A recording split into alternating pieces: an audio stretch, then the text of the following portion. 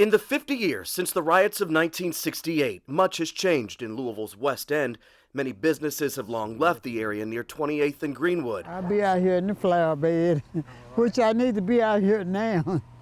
What has not changed, though, is one mother's love for her son, a 14-year-old boy killed by police during the 3 days that would change Louisville for 5 decades to come. It was hard to believe, because I'd never seen a riot before. I had no idea my son was going to get killed that night. Residents were demonstrating near 28th and Greenwood, fighting the expected reinstatement of a white police officer who had been suspended for beating a black man weeks earlier.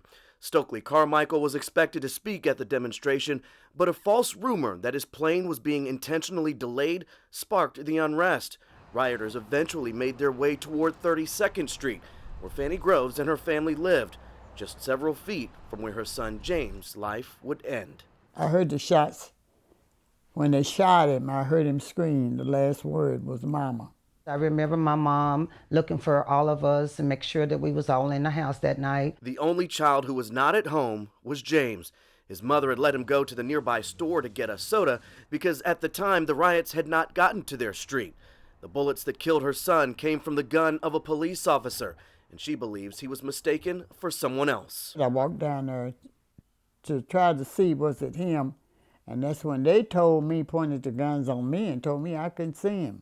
They pointed guns at you? Yeah, they pointed them on me, put them to my head, and told me I could not view whoever it was. Groves remembers being told the person killed was a man, not a teenage boy.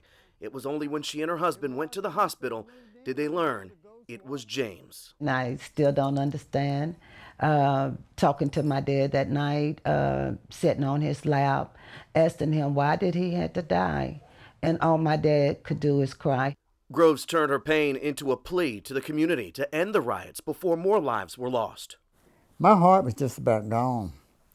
And I said, Lord, if somebody don't try to curb this riot, there's going to be many more mothers going to be feeling like I'm feeling, like they're feeling today. She stood up for this city. She had a voice. She spoke out. She helped save this city from destruction. And that's what matters to me today. Not all of the destruction could be avoided, but many credit Fanny Groves' words with preventing an even greater loss. And it is faith that fuels this family to believe their son, their brother, did not die in vain. It did bring unity to our family. I think it opened our eyes